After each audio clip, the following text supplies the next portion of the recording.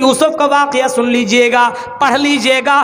7 بند کمرے کے اندر موجود حضرت یوسف ہے، ان کے سامنے زلیخا موجود ہے اور اتنی حسین و جمیل ہے، مصر کی سب سے زیادہ خوبصورت لڑکی حضرت یوسف کے ساتھ موجود ہے، اور وہ لڑکی کہہ رہی ہے آئی یوسف آؤ آؤ، اپنی خواہش پوری کرو، میری پیاس بجھا دو، آئی یوسف آگے بڑھو، میرا جسم کا مزہ لے لو، پیاس بجھا دو، میری خواہش پوری کر دو، آئی یوسف تم سے ملنے کا میرا بڑا دل کرتا ہے، آئی یوسف تم تو میرے نوکر ہو، میں تیرا مالکن ہوں، مالکن کی بات مانی جاتی ہے، میں تمہیں آرڈر دے رہی ہوں، حکم دے رہی ہوں، اور تم بھی جوان میں بھی جوان، آئی یوسف اپنی خواہش پوری کر لو۔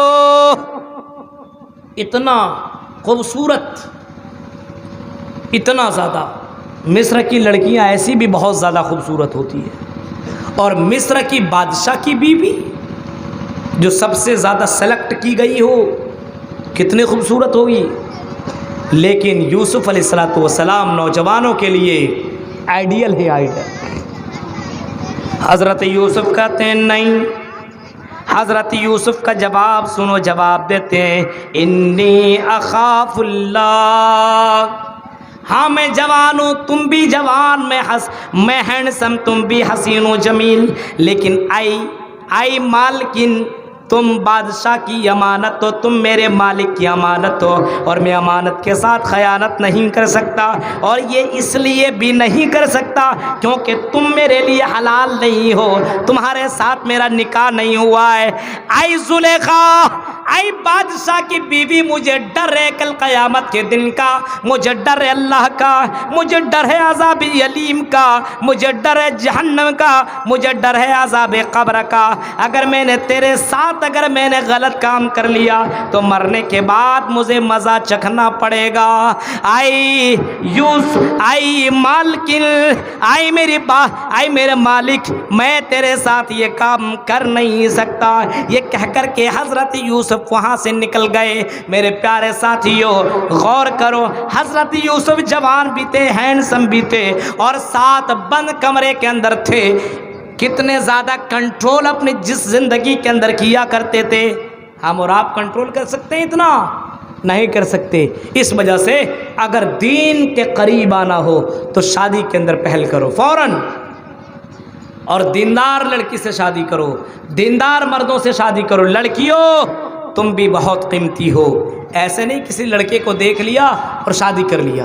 ابھی جانتے ہیں لڑکیوں کے ساتھ کیا معاملہ ہو رہا ہے؟ لڑکے تو شادی کر لیتے ہیں لیکن لڑکیوں کے حقوق کو نہیں نبھایا جاتا ہے، بیوی کو گھر کے اندر چھوڑ دیا جاتا ہے، اور گرل فرینڈوں کے ساتھ چکر چلائے جاتے ہیں۔ یہ بیوی کے ساتھ خیانت ہے میرے بھائیوں، بیوی کے ساتھ ظلم کرنا۔ امام کائنات نے فرمایا کل قیامت کے اللہ تعالیٰ اس کو جہنم کے اندر ڈالے گا۔ دین سے دور ہونے کی ایک وجہ یہ بھی ہے کہ ہماری دوستی دیندار لوگوں کے ساتھ نہیں ہے، ہماری دوستی ایسے لوگوں کے ساتھ ہے جو شراب پیتا ہے، جوا کھیلتا ہے، جو حرام خوری کرتا ہے، جو بے نمازی ہے، ایسے لوگوں کے ساتھ ہماری دوستی ہے۔ اس وجہ سے ہم دین سے دور ہیں۔ امام کائنات نے فرمایا الرجل علی دین خلیل ہی، اگر کسی آدمی کو دیکھنا ہو، کوئی آدمی کو دیکھنا ہو، کوئی آدمی کیسا ہے تو اس کے دوست کو دیکھو کہ اس کا دوست کیسا ہے، اس کا دوست کیسا ہے، اس کا دوست جیسا ہوگا یاد رکھیے وہ آدمی ویسا ہوگا۔ اس وجہ سے دوستی ایسے لوگوں سے کی جائے، سہیلیاں ایسی بنائی جائے جو دیندار ہو۔ سہیلیاں ہی لڑکیوں کو خراب کرتی ہے، اور سہیلیاں ہی کبھی اپنے بھائیوں سے ٹچ کراتی ہے، کبھی اپنے دوستوں سے ٹچ کراتی ہے، کبھی کس سے ٹچ کراتی ہے۔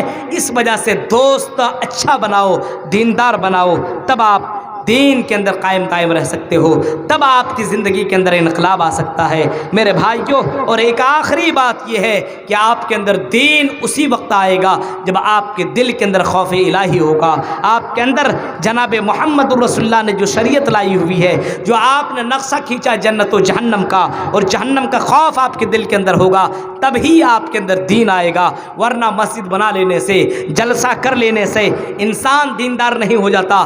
ہاں یہ مسجد بنانا بھی ضروری ہے۔ اور میں آپ سے اعلان بھی کرتا ہوں، دولت آج ہے تو کل نہیں، گارنٹی نہیں ہے موت کب آئے گی۔ دولت ہے فوراً اللہ کے راہ میں خرچ کر لو، کیونکہ موت کے سمے انسان ایک ہی خواہش کرتا ہے کہ اللہ مجھے تھوڑا اور مہلت دے دے، تھوڑا اور ٹائم دے دے، یہ دولت ہے میری، میں اللہ کے راہ میں خرچ کر دوں گا، میں اللہ کے راہ میں قربان کر دوں گا۔ لیکن فرشتہ ایک سیکنڈ کی مہلت نہیں دیتا اور اس کے روح کو نکال لیتا ہے۔ اس وجہ سے گزارش ہے کہ ہم دین سے قریب ہوں، دین سے لوگوں کو قریب کرنے کی کوشش کریں اور پورے طور پر اسلام کے اندر داخل ہو جائیں۔ صرف سرسری طور پر مسلمان نہ رہیں، نام کے مسلمان نہ رہیں، کرتا پاجامہ ٹوپی والے مسلمان نہ رہیں، نقاب والی لڑکیاں مسلمان، ایسا نہیں کہ نقاب پہن لیا تو ہم مسلمان ہیں، نہیں، ہم نے اپنے اوپر تو نقاب تو ڈال لیا ہے، لیکن اسلام کا جو لیول ہے، اسلام کا جو نقاب ہے، اس کو اوڑھنے کی ضرورت ہے۔ محمد رسول اللہ نے جو شریعت لے کر کے آئے ہوئے ہیں، اس شریعت کو اپنی زندگی میں لاگو کرنے کی ضرورت ہے۔ میرے بھائیوں، یہ اتنی رات دیر تک پروگرام چلانا، فجر کی بھی نماز پڑھنی ہے، لمبا سفر بھی مجھے کرنا ہے، اس وجہ سے آپ سے ہماری گزارش ہے، بہت سے پروگرام ابھی ہے میرے آپ کے ایریے میں ہوتے رہیں گے اور الگ الگ موضوعات کے اوپر انشاءاللہ آپ کی درمیان میں میرا بیان ہوگا۔ یہ چینل والے جو آئے ہوئے ہیں، آپ یاد رکھیے موبائل کا استعمال صحیح کیجیے۔ موبائل آپ کو جنت میں بھی پہنچا سکتا ہے اور جہنم میں بھی پہنچا سکتا ہے۔ موبائل کے اندر اسلامک جو چینل ہیں، اسلامک چینل، بہت چینل والے یہاں پہ موجود ہیں، بہت چینل والے، ان تمام چینل کو آپ اپنے موبائل کے اندر سبسکرائب ضرور کریے، تب آپ کو دین سمجھ میں آئے گا۔ اتنا آسان نہیں ہے۔ دین سے دور ہونے کی ایک وجہ یہ بھی ہے کہ ہمارے پاس دینی علم نہیں ہے، ہمارے پاس تعلیم نہیں ہے۔ ہم بیوی کے پاس جائیں اور بیوی کے ساتھ ملاقات کریں تو کون سی دعا پڑھیں یہ بھی معلوم نہیں ہے۔ ہم کسی کے گھر کے اندر کھانا کھائیں، ابھی کتنے مہمان آئے ہوئے ہوں گے یہاں پہ، کتنے لڑکیاں آئی ہوئی ہوں گی، کھانا کھا لیا اور ڈکار دیا اور ہجم ہو گیا، اب آ کر کے مزہ لے کر کے چلی گئی، چلے جائیں گے لوگ۔ کھانا کھانے کے بعد کھانا کھلانے والے کے لیے کون سی دعا پڑھنی چاہیے ہمیں معلوم نہیں ہے۔ کیا اس کے لیے مولوی صاحب ہونا چاہیے؟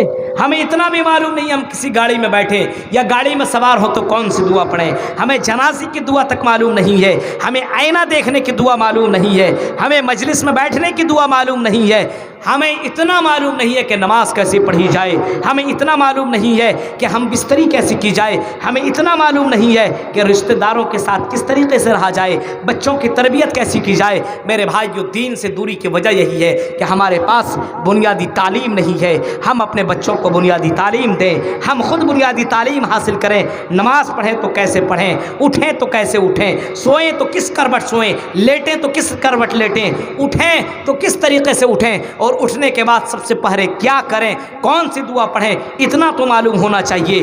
دین سے دوری ہونے کی ایک وجہ یہ بھی ہے کہ ہمارے پاس دینی تعلیم نہیں ہے۔ ہم انگریزی میں جنوری، فروری، مارچ، اپریل مہینہ یہ پورا کا پورا تو گنوا سکتے ہیں، لیکن کسی بچے کو کھڑا کر کے پوچھ دیا جائے کہ تم محرم، صفر، ربیع الاول یہ 12 مہینے گنوا دو، اللہ کی قسم وہ گنوا نہیں سکتا ہے۔